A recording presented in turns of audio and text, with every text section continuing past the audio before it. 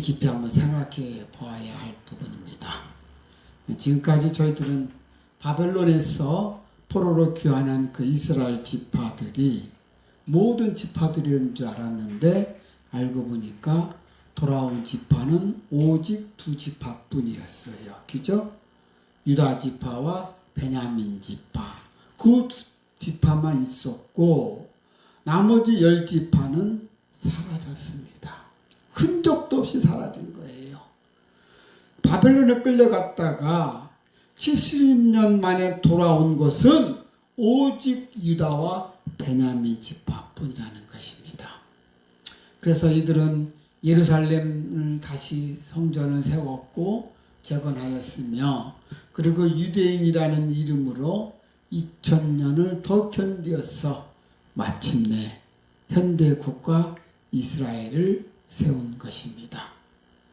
자, 그런데 나머지 10지파, 다시 말해서 루벤, 갓, 단지파, 므낫세, 에브라임 등등 이 이름들은 북이스라엘이 멸망했던 기원전 722년 이후로 단 한 줄의 역사 기록에도 등장하지 않는다는 것입니다.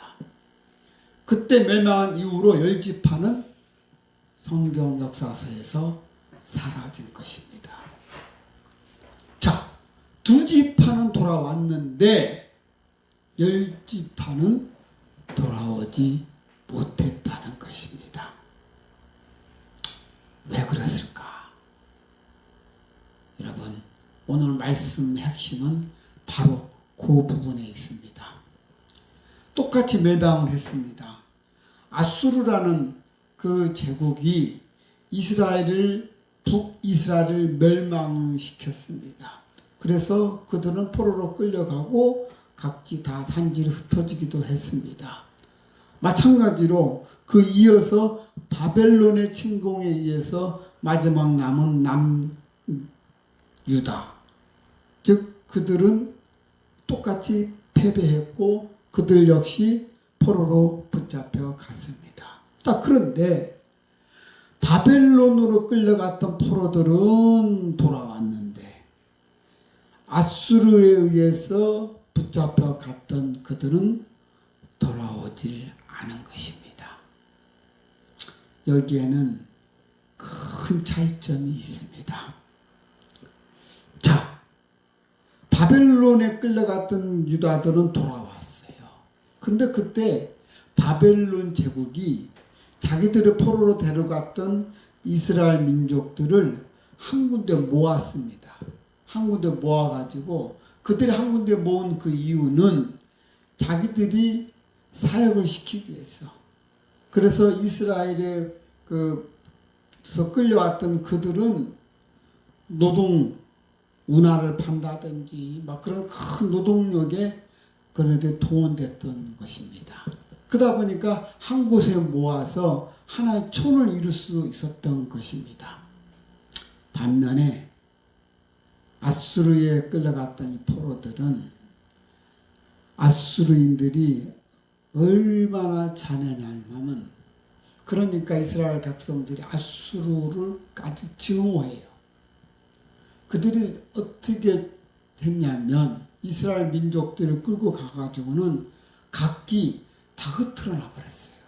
한 곳에 안 놓고 죄다 흩어져 놓고, 그리고 그 지역에다가 이방인들을 갖다 그 안에 옮겼습니다.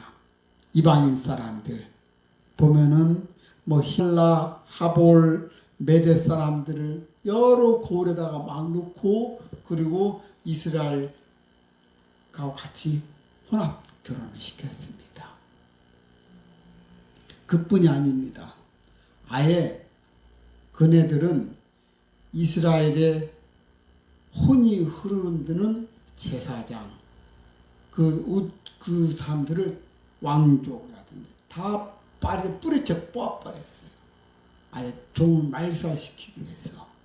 그리고는 왕족을, 살아있는 사람을 살갗을 벗겨가지고, 그리고는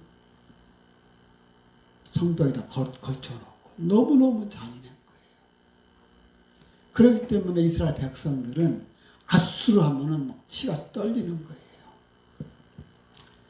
자, 그렇습니다.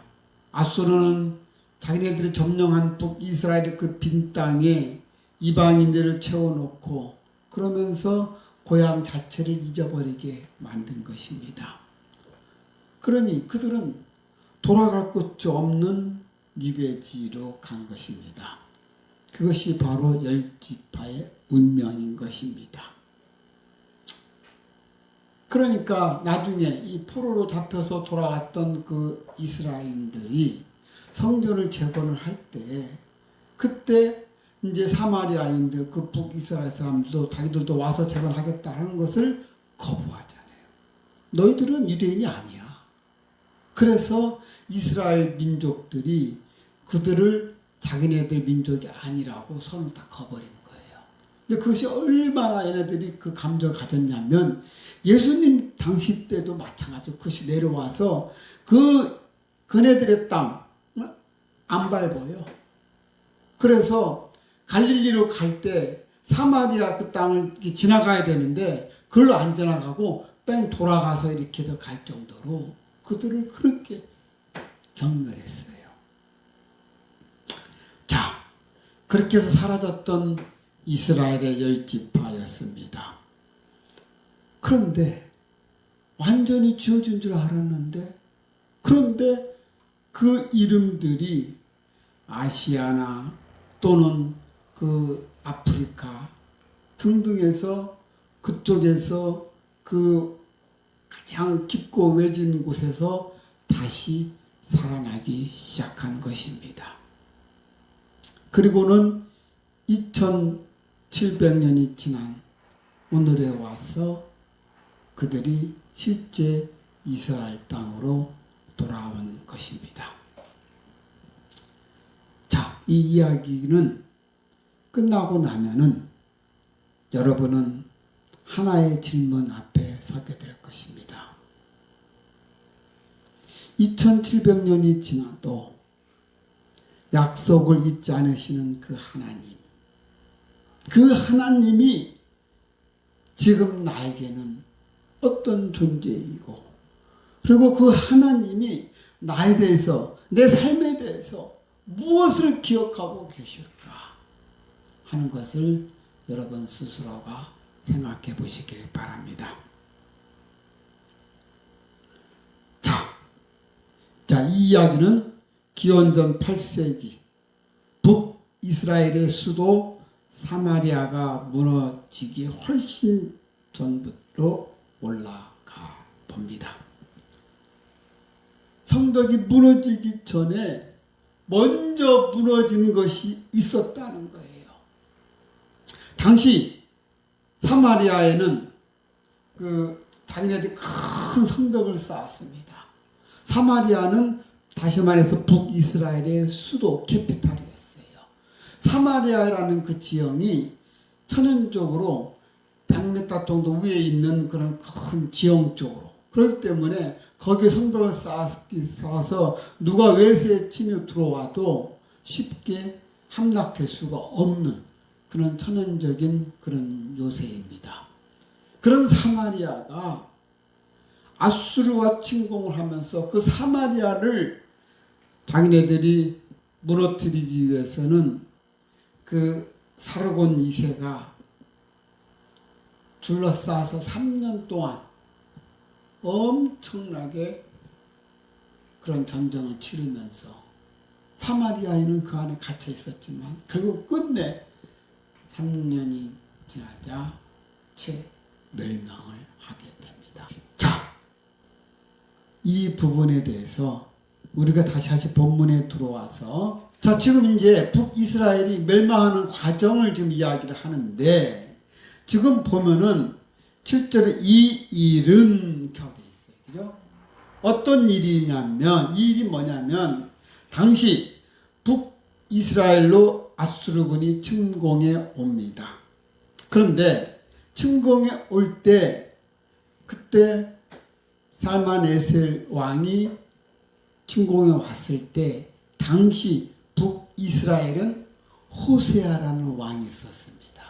근데 호세아라는 이 왕이 상당히 좀 뭐랄까 다른 왕들과 좀 다르게 행동을 했어요. 아수르 왕이 쳐들어오니까 이 호세아 왕은 바짝 가서 엎드리면서 오히려 내가 당신의 종이 되겠습니다 하고 미리 항복한 거예요. 그러면서 조공을 계속 바치겠다고. 그러니까 이 아수르 왕이 더 이상 물리칠 필요가 없잖아요. 자기 스스로 와서 머리를 조아리면서 절을 하고 그리고는 자기가 스스로 종이 되겠다 하고 조공을 바친다 하니까 그래 그러면서 그냥 살려두고 갔어요. 그런데 이 호세아가 아주 그냥 꾀를 낸 거예요.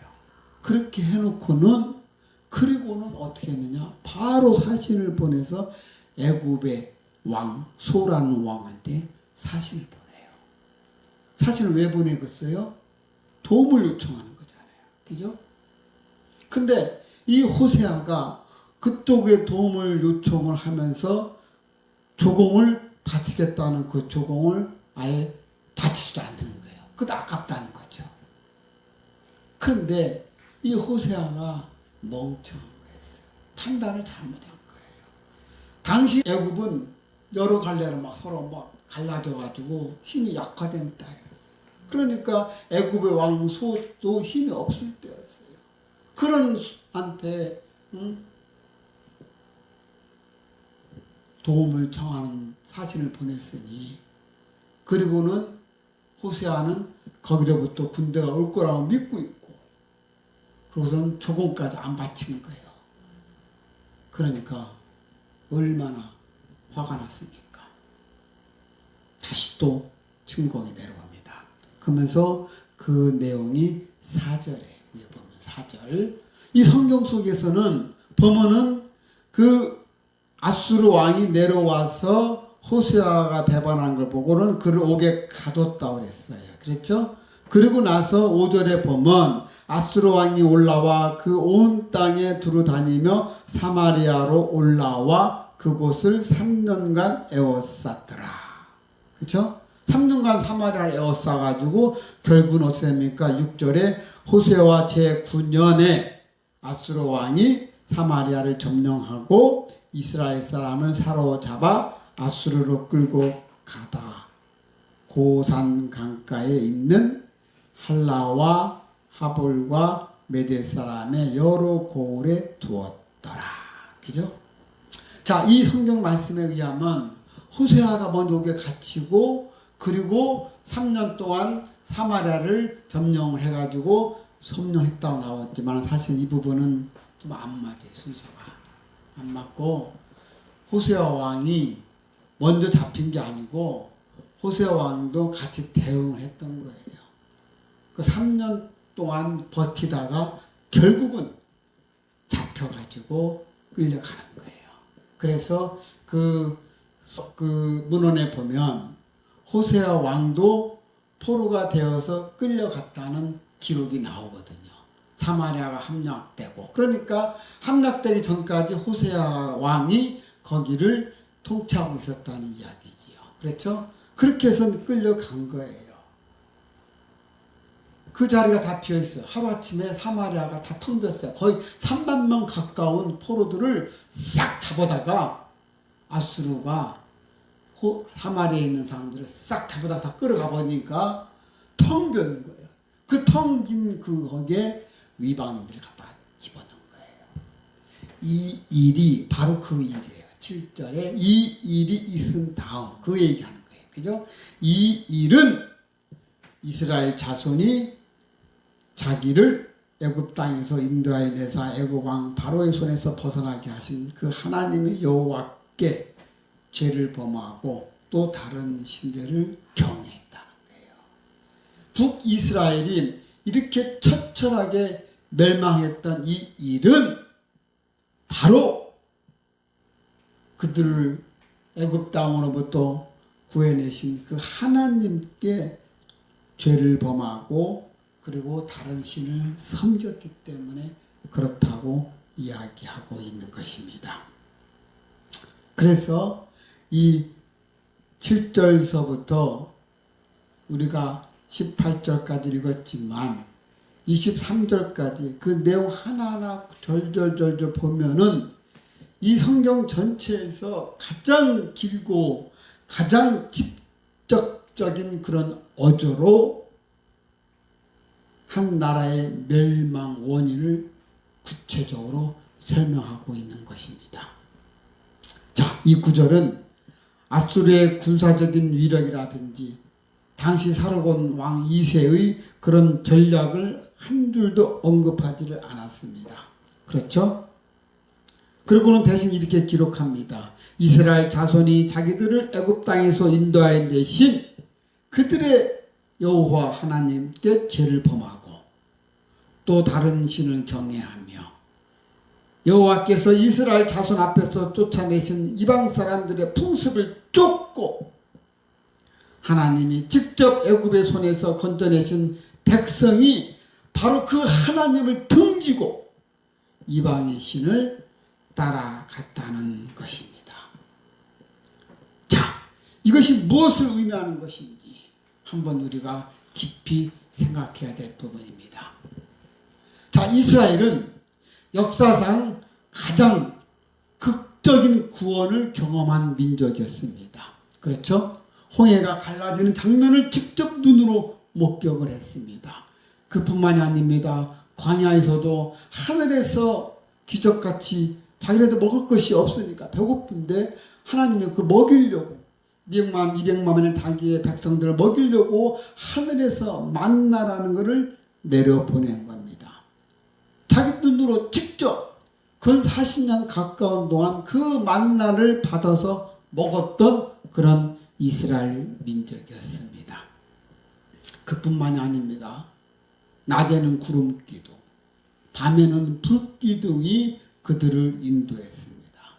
그래서 그들은 그 불 기둥과 구름 기둥을 따라서 갔던 그 이스라엘 민족들입니다. 자기들 눈으로 보았고 하나님의 역사심을 보았고 그들이 때로는 막 이제 그 만나만 먹으니까 고기가 먹고 싶은 거예요.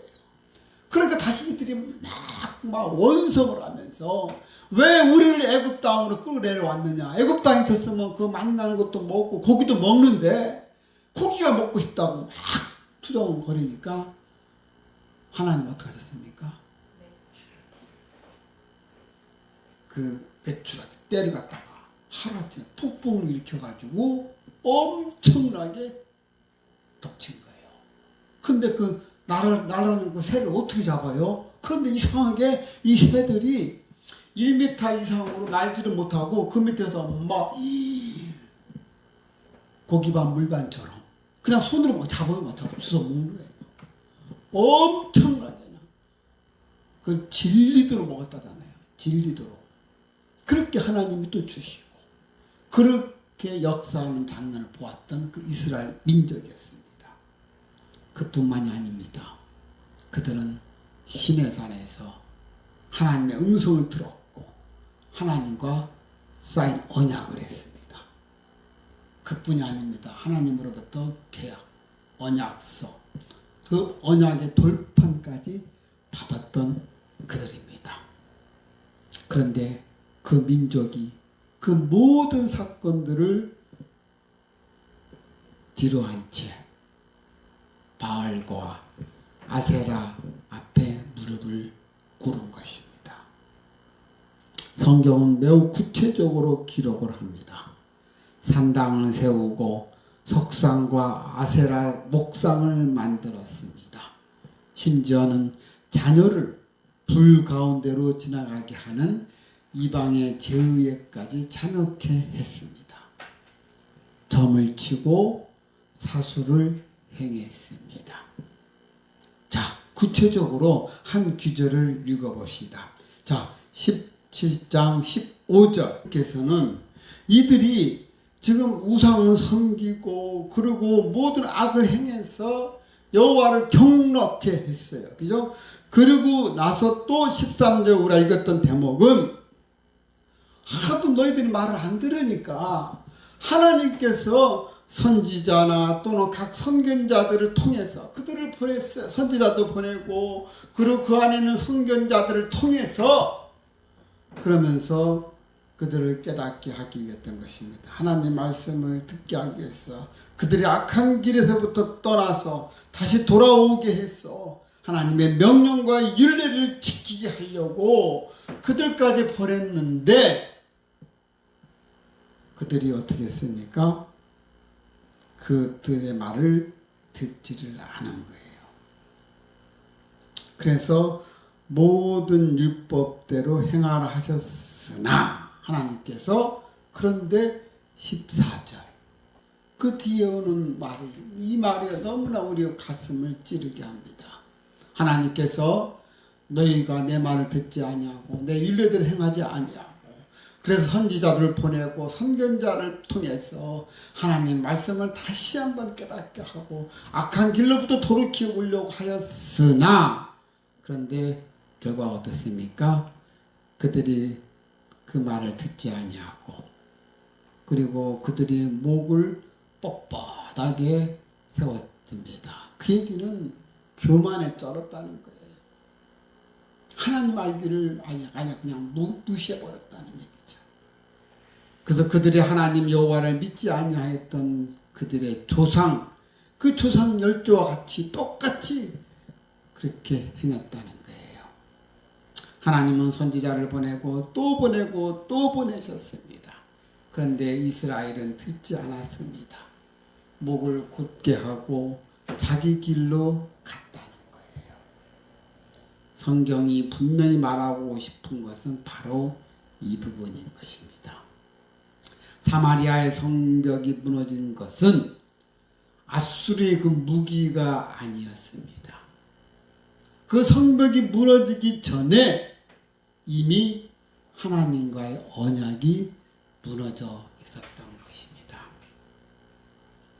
아수르는 단지 심판의 도구였지 심판의 원인이 아니었던 것입니다. 그러니까 북이스라엘이 그렇게 멸망하게 된 것은 이미 그들이 하나님과의 약속을 먼저 저버렸기 때문에 그런 원인이 된 것입니다. 사르곤 2세의 점토판 그 사르곤 2세가 와서 결국은 사마리아를 무찔렀지 않습니까? 그렇죠? 그 사르곤 2세의 그 점토판에 기록된 그 내용이 있는데 그 기록된 그 문헌 내용을 보면 뭐라고 쓰여져 있냐면 정확하게 27,290명의 사마리아인을 포로로 잡혀 끌고 갔다. 그리고 한 도시 전체가 하루아침에 비워졌다. 그 점토에 그대로 기록이 되어 있는 거예요. 그러니까 사르곤 2세가 사마리아를 점령하고 그리고 사마리아에 있는 그 안에 있는 27,290명의 사마리아인을 그대로 끌고 갔는데 끌고 간 장면도 너무나 비참했어요. 코에 쇠를 꽂고 손발을 묶고 이어서 묶고 이렇게 그렇게 질질 끌고 간 거예요.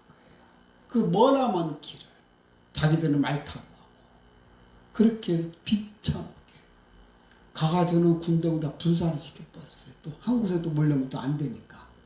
그러니까 이들이 종족들이 이스라엘 종족들이 다 붙어져 버린 것입니다. 여러분 한번 그 장면 한번 상상해 보십시오. 여러분들 한번 상상해 보십시오. 사마리아라는 지역은 평야보다 100m 높은 그런 위치에 있습니다. 그 사마리아 섬이 올리브 나무 그리고 포도밭이 아주 그냥 계단식으로 펼쳐진 아주 아름다운 곳이었습니다.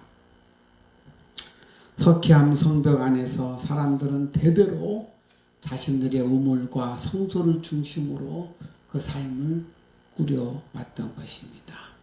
그런데 그 모든 것이 다 끝난 것입니다. 아수르 궁전의 벽면에 새겨진 부조 조각들을 보면 포로들을 어떻게 끌고 갔는가를 적나라하게 아직거다 새겨놨어요. 그래서 그 포로들이 끌려오는 그 장면에 아까 말씀드렸듯이 코에 쇠고랑 끼우고 그리고 붙잡혀서 포박해서 끌고 가는 그 장면이 그대로 그 벽화에 새겨놨다는 것입니다. 그러면서 아수르 병사들의 창끝 아래에서 수백 마일을 걷게 했다는 것입니다. 아수르 전차의 묵직한 바퀴소리, 장렬하는 태양 아래에서 피부는 갈라지고 아이들은 목이 타 울고 하는 장면들. 그렇습니다. 사랑하는 가족의 시신들을 고향에 두고 온 여인들은 통곡소리가 모래 바람 속에서 묻혀졌을 것입니다.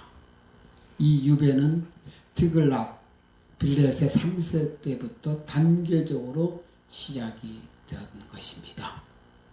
그래서 기원전 732년에 요단강 동편에 있는 루벤 지파와 갓 지파, 므낫세 반 지파부터 먼저 그들은 끌려갔던 것입니다. 그들이 먼저 점령당했고 맨 마지막에 북이스라엘의 수도였던 사마리아가 함락됐기 때문에 순차적으로 그렇게 된 것입니다. 그렇습니다.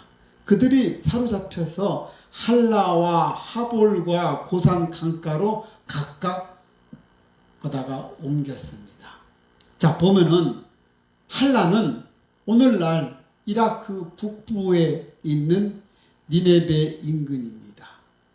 그리고 하볼과 고산은 시리아 북동부에 있는 카부르강 유역입니다. 메대의 성읍들은 이란 북서부에 있습니다. 자그로스 산맥의 험준한 산악지대에 해당이 됩니다. 그렇습니다. 이렇게 각자 막 다 흩어져 버린 것입니다. 이스라엘의 올리브 밭과 포도원에서 나고 자란 사람들은 한 번도 본 적이 없는 메소포타미아의 그 건조한 평원과 차가운 바위산으로 그들은 끌려간 것입니다. 자, 그런데 아수르가 이 이스라엘에게 한 일 중에서 가장 치명적인 것은 따로 있었습니다. 이것이 유다 지파로 돌아오고 열 지파는 돌아오지 못하게 한 결정적인 이유인 것입니다. 그것이 바로 24절에 있습니다.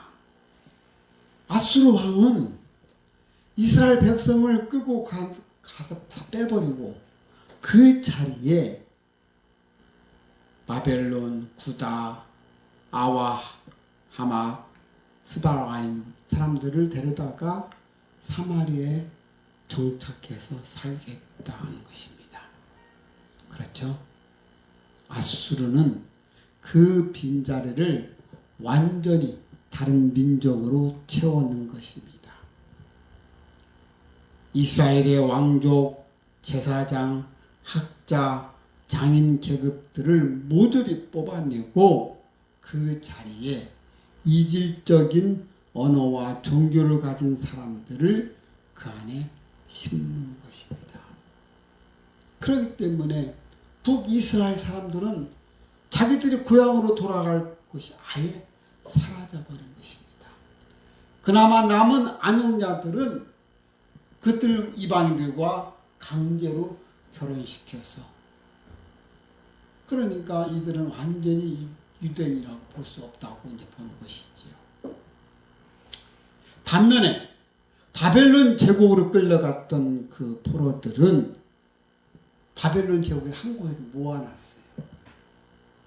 그렇기 때문에 에스겔이 그 포로들 가운데서 예언할 수가 있었던 거예요. 사람들 한 곳에 몰려 있었으니까. 심지어는 다니엘이 바벨론 궁전에서 활동할 수 있었던 것도 유다가 한 공동체로 모여 있었기 때문에 다니엘도 그 안에서 있을 수 있었던 것입니다. 그리고 예루살렘이라는 고향은 폐허로 남아 있습니다. 그래서 고레스 칙령이 내려졌을 때 유다로 돌아갈 수 있었던 것입니다. 단지 예루살렘은 그냥 폐허된 상태로 그대로 남아 있었기 때문에 그 모습 속에서 그 소식을 듣고, 그리고는 고레스가 왕이에요. 이 고레스 왕이 이란 왕이에요. 이란 왕. 그 이란 왕이 그 소식을 듣고 칙령을 내리면서 포로를 해방시켜 주는 거예요. 그리고 모든 물자까지 같이 겸해서 가서 재건해라. 그래서 포로가 귀환한 것입니다. 그래서 유다는 돌아올 곳이 있었던 것입니다. 그러나 북이스라엘 10지파들은 돌아올 곳이 없었던 거예요.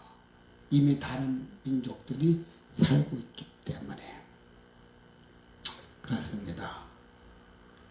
이미 사마리아는 성벽이 무너지기 전에 먼저 무너진 것이 있었습니다. 그렇죠? 그것은 바로 하나님께 불순종하는 것이었습니다. 그러면서 이방신을 섬겼던 것입니다.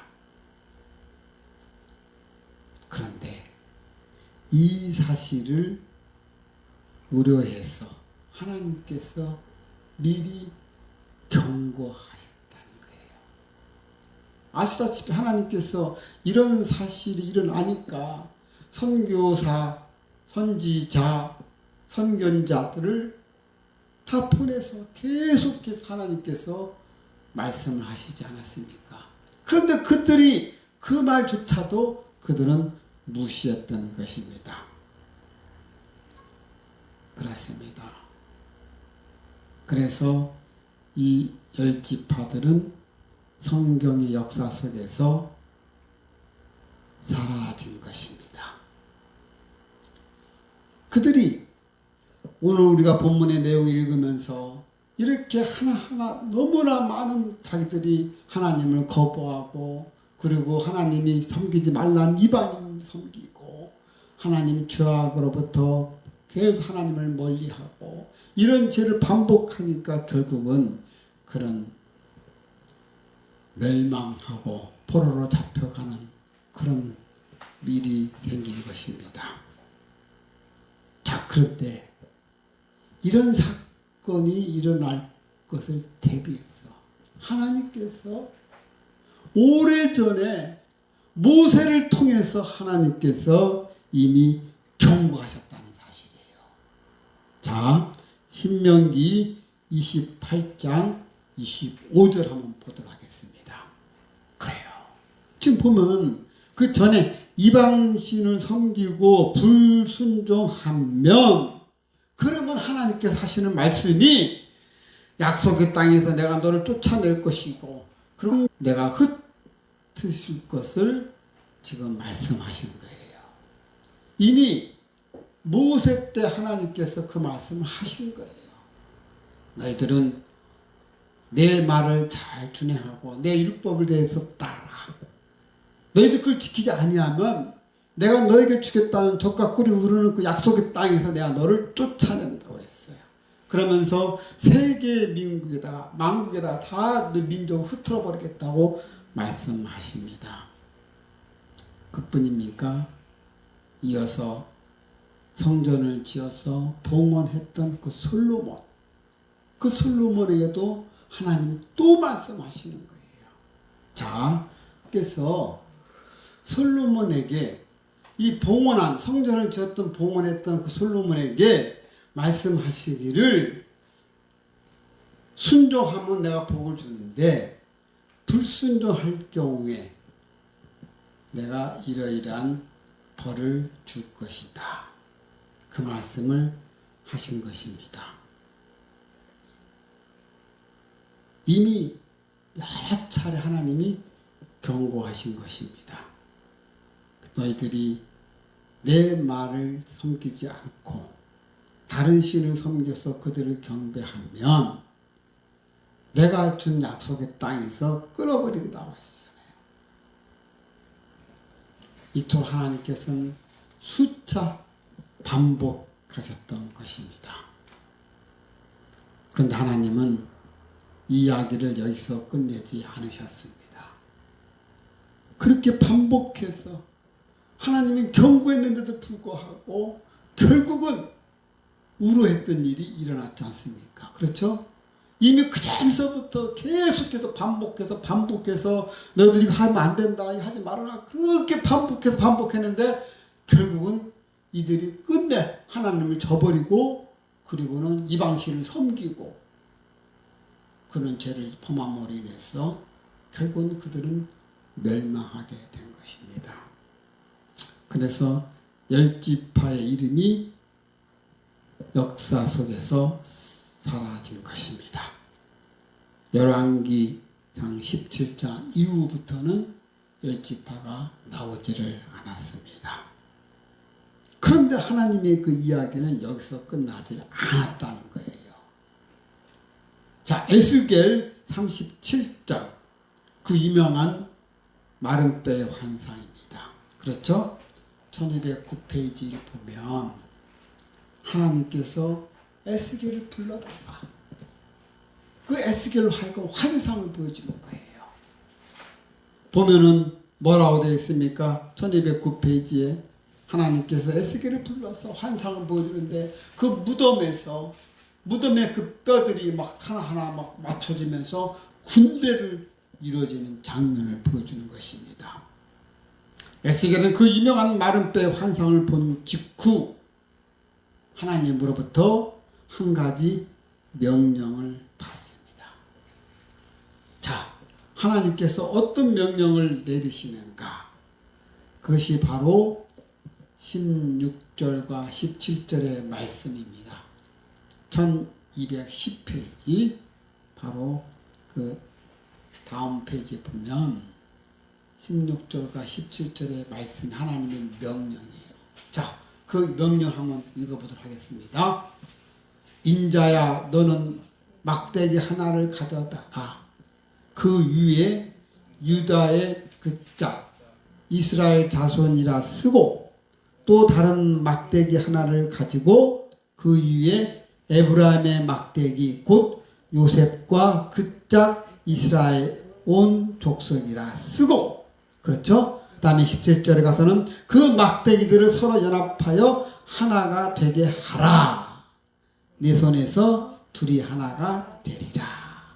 그러니까 하나님께서 막대기 두 개를 가져오라 해가지고 막대기 하나에다가는 거기다가는 바로 이제 유다라고 이렇게 쓰고, 유다가 이제 남유다 아닙니까? 유다하고 또 그짝 이스라엘 자손이라 쓰고, 또 다른 한쪽에다가는 바로 구의 에브라임 막대기, 에브라임은 바로 이스라엘이지 않습니까? 그래서 에브라임 이름을 쓰고, 그리고 또 이제 그 밑에 이스라엘 온 족속이라 이렇게 쓰고서는 그 두 막대기를 포개라는 거예요.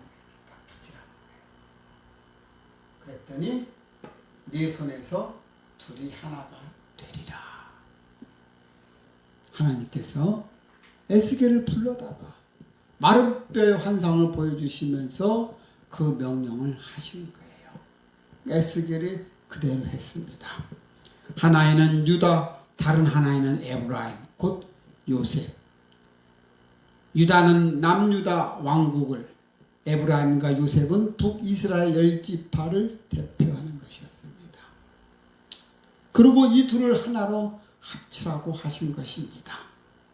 자, 그런데 하나님께서 이 예언을 주신 그 시점을 우리가 기억을 해야 됩니다.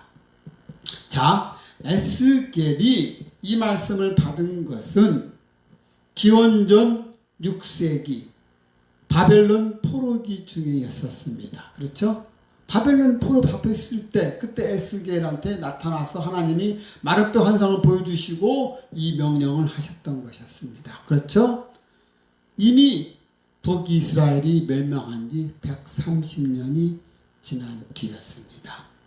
이스라엘 지파는 다 사라졌고 누구도 그들이 어디에 있는지를 몰랐습니다. 그렇죠?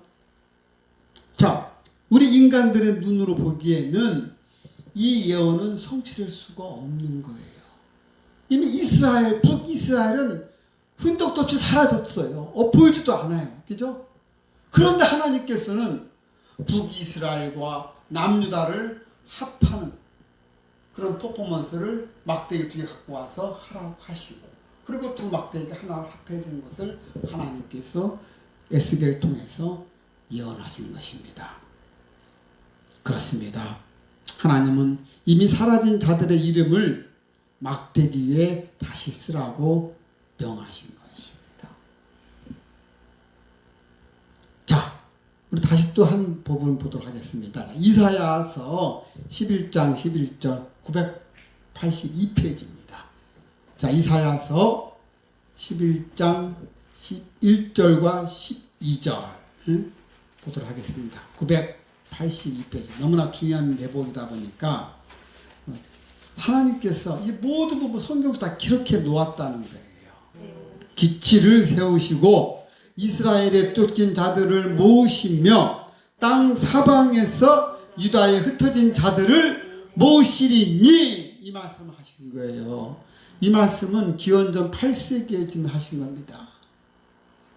그렇습니다. 그런데 그 세월이 지나서 지금 2700년이 지난 지금 이 약속이 어떻게 되고 있는지 한번 보도록 하겠습니다. 하나님께서 흩어진 그들을 다시 내가 모은다고 말씀을 하십니다. 자, 이 이야기를 하기 전에 먼저 이들이 어디서 발견되었는가 한번 보도록 하겠습니다. 그 첫 번째는 자, 세계에서 가장 호전적인 그런 산악 민족의 이야기입니다. 아프가니스탄과 파키스탄의 국경을 이루고 있는 힌두쿠시 그 산맥, 그 해발 3000m에 있습니다.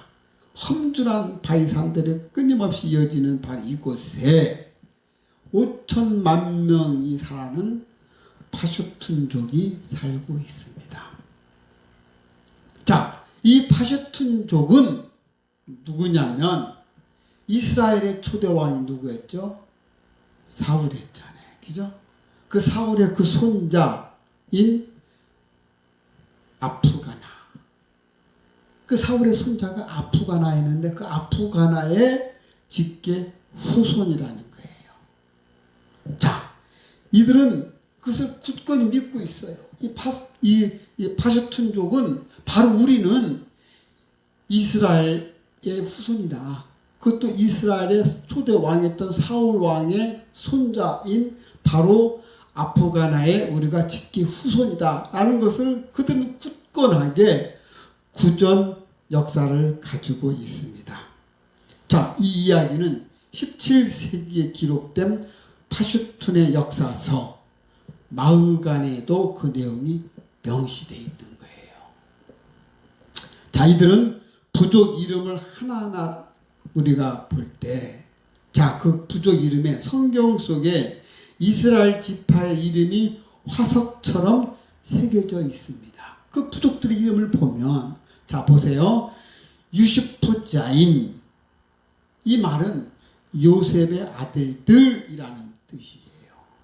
그리고 아프리디는 에브라임 지파 뜻이고, 그리고 가디는 갓지파, 아슈리는 아셀 지파. 뭐가 이렇게 음성적으로 연결되고 있잖아요. 그죠? 그뿐만이 아닙니다. 부족 이름뿐만이 아니라 이들은 이슬람으로 개종된 지 근 1000년이 넘었음에도 불구하고 태어난 지 8일째 되면은 남자에게 할례를 행하는 것이 유대인들의 있었지 않습니까? 하나님 명하신 게 있었지 않습니까?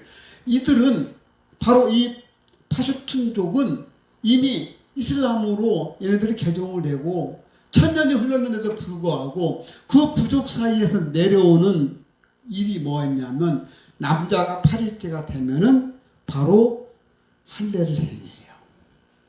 그뿐만이 아닙니다. 금요일 날 저녁에는 여인들이 또 촛불을 또 켜고 그 행사가 있어요. 그렇죠? 그리고 돼지고기를 철저히 금합니다. 그리고 피해 복수를 피하기 위해서 도피성 제도를 운영을 합니다. 도피성 제도가 뭔지 알죠? 예를 들어서 어느 형제가 다른 형제를 살인을 했어요. 그러면 살인을 당한 그 사람의 가족은 다시 보복할 거 아닙니까? 그렇죠? 보복해서 그 사람을 또 죽일 것인데, 그러면 그 살인한 자들은 죽임을 당할 걸 뻔하니까 도망가서 도피성이라는 그 성에만 들어가기만 하면은 살인할 수가 없어요. 이것이 바로 하나님께서 제도로 만드는 도피성 제도였거든요. 그 제도를 이 파슈툰족들이 계속 그거를 운영하고 있더라는 거예요. 심지어는 형의 자녀가 없이 그 동생이 그 아내를 맞이해서 살아서 자식을 낳게 하는 그런 형사취수제를 지켜왔습니다. 이 관습들은 모세오경의 규례와 놀라우리만큼 겹치고 있습니다. 그렇죠? 자, 그래서 이들은 그들이 주장하는 이 파슈툰족이 우리는 이스라엘 지파의 후손이다 라고 그들은 그렇게 구전을 전해 내려오고 있습니다. 또 주장하고 있고, 그래서 이거를 과학적으로 증명하기 위해서 그들의 유전자를 검사를 했어요. 어떻게 나왔을 것 같아요? 유전자를 검사한 결과 이들이 Y 염색체에서 가장 높은 비율로 나타난 것은 인도 이란계 유전자가 50%가 넘어요. 이스라엘 계통의 유전자 마커는 발견되지 않았습니다. 그러니까 혈통적으로는 이들이 이스라엘의 직계 후손이라고 증거할 수 있는 것이 없는 것이죠. 자, 그렇다면 어떻게 이들의 부족 이름과 이들의 율법적 관습이 너무나도 성경 속에 모세오경에 나와 있는 내용들과 너무나 흡사한 것들이 많이 있잖아요. 자, 이것은 뭘로 설명할 것이냐 하는 거예요. 아수르 침공으로 인해서 이 지역이 흩어진 이스라엘 유민들의 그 종교적인 관습이 토착 민족들에게 전해졌어요. 그렇죠? 그런데 그 혈통은 섞이다 보니까 희석이 되어버렸어요. 그래서 이스라엘 혈통의 그 마커가 사라지게 된 것이고, 인도 이란계의 유전자가 50%가 넘게 된 것입니다. 그렇습니다. 그 혈통은 섞이고 희석되었지만 그 문화는 산악지대의 폐쇄적인 환경 속에서도 화석처럼 굳어져서 살아남은 것입니다. 자, 두 번째는, 자, 잃어버린 지파의 후손을 과학적으로 유전학적으로 입증할 수 있는 사례인 것입니다. 자, 이 증거는 남아프리카의 짐바브웨에 거주하는 렘바족이라는 민족이 있습니다. 약 7만 명에 달하는 이 부족은 대대로 자신들이 예멘의 세나라는 고대 도시에 살면서 아프리카로 이주해온 유대인의 남성의 후손들이라고 자기들은 주장하고 있는 거예요. 자, 주변의 아프리카의 부족들과 달리 이 렘바족들은 돼지고기를 철저하게 금하고 있습니다. 그리고 동물의 의식에 따라서 정결하게 도축을 하고, 그리고 또 할례를 행하고, 그리고 이방인들과의 결혼을 꺼리는 관습을 수백 년간 지켜왔습니다. 아프리카 한가운데에서 구약의 정결법을 고수하는 이 사람들의 이야기는 온 세상에 오랫동안 아주 흥미로운 전설 정도로 여겨왔습니다. 자, 그런데 1990년대에 유전학자 칼 스코레스키와 닐 브랜든먼이 이 렘바족들의 남성들의 그 DNA를 분석을 했습니다. 근데 깜짝 놀란 결과가 나왔습니다. 내용을 보니까 유대인의 제사장 가문인 코헨의 남성들에게서 전통적으로 나타나는 고유한 유전자 배열이 있었습니다. 바로 Y 염색체인 그 마카. 이 마카는 성경에 기록된 아론의 후손들, 즉 대대로 제사장직을 세습해온 가문의 남성 50% 이상에게서 나타난 것입니다. 렘바족에서 제사장을 맡고 있는 그들에게서 바로 이스라엘의 염색체, Y 염색체 마커가 거기서 50% 이상 나타난 것입니다. 이 마커가 렘바족의 지도자 혈통인 부바시족 남성들에게서 거의 50% 이상의 비율로 발견된 것입니다. 아프리카의 한 부족이 수천 년간 간직해온 우리는 유대인의 민족이라고, 우리는 바로 유대인의 후손이라고 그렇게 그들이 기억을 하면서, 그러면서 현대적으로 유전학적을 정밀한 검사, 그것이 사실로 확인된 것입니다. 구전 전통이 DNA보다 더 오래 진실을 보존할 수 있다는 것을 렘바족이 증명한 것입니다. 자, 지금 제가 말씀드리는 것은 이미 사라진 걸로 알고 있었던 그 북이스라엘의 민족들이 지금 우리가 상상할 수 없는 그런 각 도처에서 지금 나타나고 있고, 그리고 그들 민족은 자기들 스스로가 이스라엘의 민족의 후손들이라고 믿고 있는 거예요. 그러면서 그들이 행해왔던 그런 구전들을 계속 그들은 할례를 행하고 돼지고기를 금하고 그러면서 이방인들과 결혼을 금하고 등등 그렇게 해서 해왔던 관습들이 있는데, 그래? 그래서 그들 한번 조사를 해봤어요. 유전자를 조사를 해보니까 한 족속에서는 저도 나타나질 않았어요. 그렇죠? 이미 희석돼 가지고 이스라엘 후손이라는 족속은 나타나지 않았는데, 그러나 그들의 민족상이 흐르는 것은 구전의 문화는 계속해서 내려왔고, 또 렘바족들은 섞이지가 않았다는 거예요. 이들은 이방인들과 결혼을 금했다고 돼 있잖아요. 그러다 보니까 그 혈통이 그대로 유지돼서, 그래서 Y 염색체 마커가 그 남성 사이에서 50% 이상 나오게 된 것입니다. 그렇습니다. 또 다른 한 예가 있습니다. 자, 인도 북동부에 미조람과 마니푸르라는 두 개의 작은 주가 있습니다. 이들은 해발 900m에서 2100m 이르는 험난한 산악지대에 열대우림이 빽빽한 그곳에 들어선 지역입니다.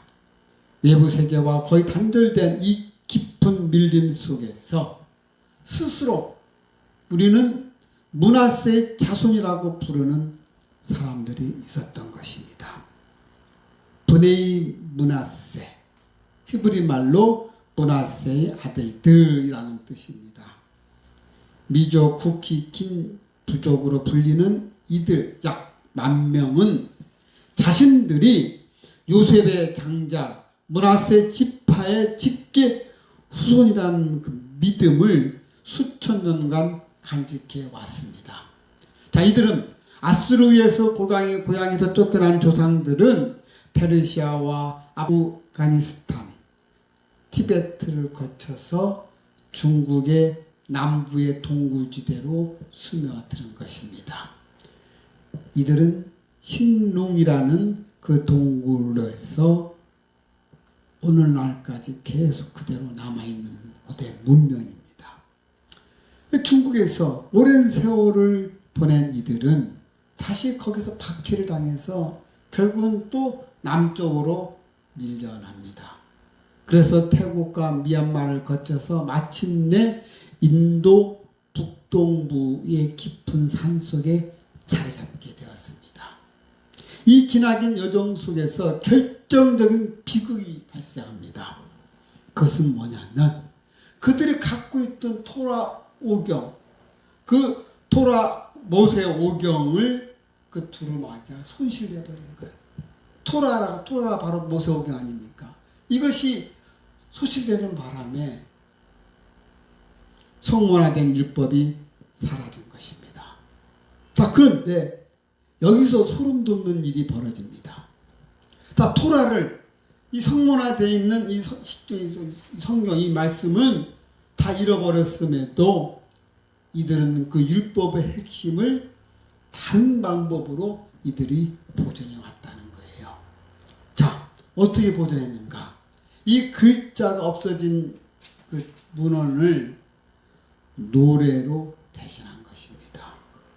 이들은 노래를 부르면서 그거를 암송하고 기억하고, 그리고 그것을 후손에 계속 노래로서 전달시킨 것입니다.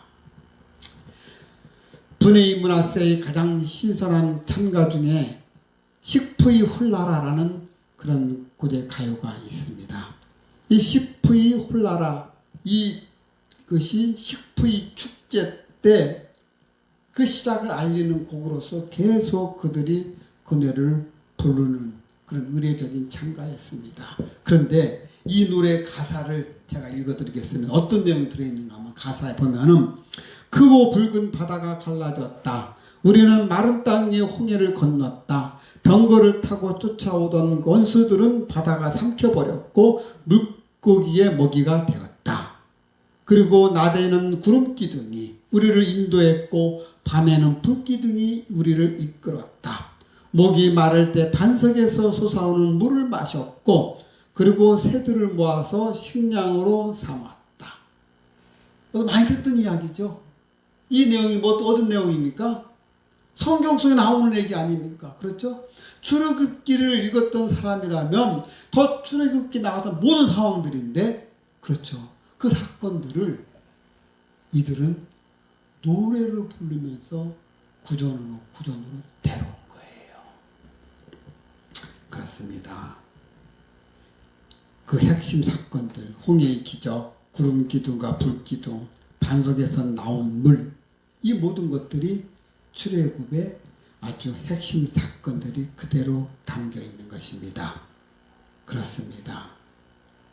이들은 이 노래만이 아니었습니다. 이들은 봄이 되면은 제단을 쌓고 동물을 바로 제물로 바치는 유월절의 그 의식의 흔적도 있었습니다. 그래서 이들은 그 제물을 잡을 때 그 피를 문술죄에다가 이렇게 바르는 풍습이 있습니다. 어서 많이 보던 거지 않습니까? 그렇지 않습니다.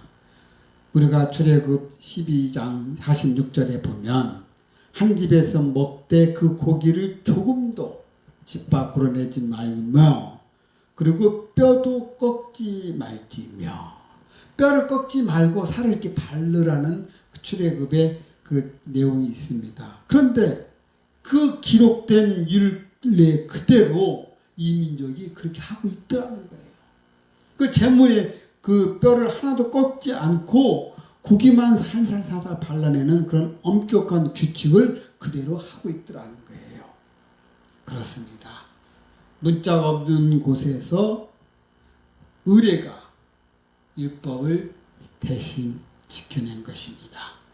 이 모든 것이 인간의 이성으로 가능할까요?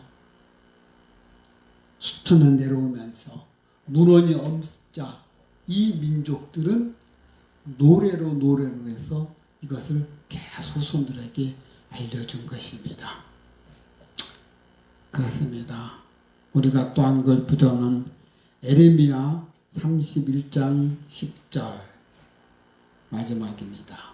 그래요. 에레미야가 말하기를 이방들이여 너희는 여호와의 말씀을 듣고 먼 섬에 전파하여 이르기를 이스라엘을 흩으신 자가, 즉 하나님이 그를 모시고 그리고 그 목자가 그 양떼에게 행함같이 그를 지키시리로다. 흩으신 분이 다시 모신다는 거예요. 그렇죠? 이것은 인간의 계획이 아닙니다. 바로 하나님의 프로젝트라는 거예요. 이 프로젝트가 지금 우리 눈앞에 실행되고 있는 것입니다. 1951년도 브네이 므낫세 지도자 중에 한 명인 찰리안 탕가라는 사람이 우리 민족이 이스라엘의 자녀다. 그래서 우리는 고향으로 돌아가야 된다 라면서 외쳤던 사람입니다. 그 이후 이스라엘의 랍비 엘리야후, 아비하일과 샤베이 이스라엘 단체의 미카엘 프로젝트가 바로 이들의 존재를 세상에 알리기 시작했습니다. 그래서 2005년도 이스라엘은 브네이 므낫세를 공식적으로 이스라엘의 백성의 후손이라고 인정하는 판결을 내립니다. 2700년 만에 잃어버린 그 지파가 법적으로 다시 이스라엘의 가족으로 받아들여지는 순간입니다. 이 판결 이후 브네이 므낫세의 그 이스라엘 귀환이 그때부터 시작이 된 것입니다. 그래서 2023년도 말 기준으로 이미 5,000명의 약 5,000명의 사람이 이스라엘에 정착해 살고 있습니다. 자, 그런데 이들의 귀환이 최근 급격하게 가속된 데는 가슴 아픈 이유가 있습니다. 그것은 2023년도에 이들이 거주하던 인도 마니푸르주에서 다수 민족인 메테이 쪽과 소수 민족인 이키도계의 부족 사이에서 끔찍한 그런 민족 갈등이 폭발한 것입니다. 이 폭발 사고로 인해서 브네이 므낫세의 그 교회가 다 불타버리고 그걸로 인해서 토라 두루마리가 화염 속에서 다시 한번 소실되었습니다. 그리고는 수백 가구가 집을 잃고 난민이 되었습니다. 여러분, 이 장면 어디서 익숙하지 않습니까? 2700년 전에 아수르가 그들을 침공했을 때 그들은 빼앗겼던 고향, 성전까지 다 잃은 그런 비극이 다시 21세기 인도에서 똑같이 또 발생된 것입니다. 그런데 그때와 상황이 달랐습니다. 왜냐하면 이스라엘 정부가 있기 때문에 그 이스라엘 정부가 그들을 맞이한다고 공식적으로 발표를 합니다. 그래서 2025년도 11월 달 베냐민 네타냐후 총리하고 그리고 이민부 장관인 인도에 남아있는 브네이 므낫세 전원을 자기들이 2030년도까지 완전히 이스라엘로 이주시킨다는 대규모 계획을 공식 승인하면서 발표를 합니다. 이 작전의 이름이 히브리어로 칸페이샤르. 이 칸페이샤르는 시편 139편의 9절에서 나온 새벽의 날개라는 뜻입니다. 이 새벽의 날개를 이런 작전명으로 인하고 그러면서 바로 이 브네이 므낫세를 하나하나 이들은 이제 귀국으로 데리고 오는 것입니다. 그렇습니다. 그래서 얼마 전에 바로 2달 전에 2026년도 4월 23일 날 이 작전의 첫 번째 결실로서 240명의 브네이 므낫세 이민자들이 이스라엘에 도착을 합니다. 그래서 이제 활주로에 내리면서 바로 땅에 무릎 꿇고 그러면서 눈물 흘렸던 장면이 전 세계에 쫙 나갔습니다.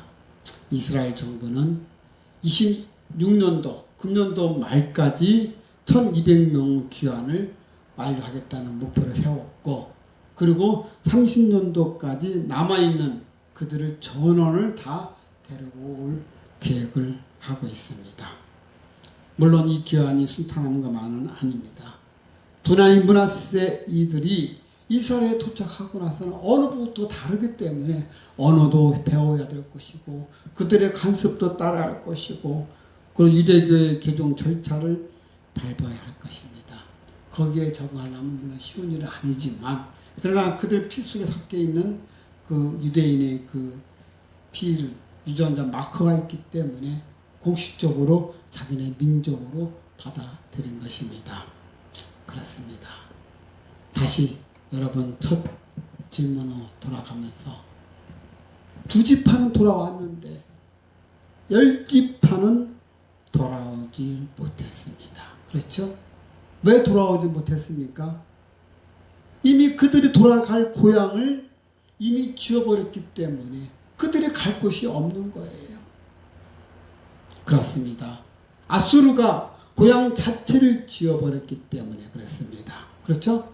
그런데 그보다 먼저 이스라엘 스스로가 하나님과의 약속을 저버린 것입니다. 사랑하는 레마 가족 여러분, 이 스토리의 진짜 핵심은 무엇입니까? 인간이 지어버린 것을 하나님은 지우지 않으셨다는 것입니다.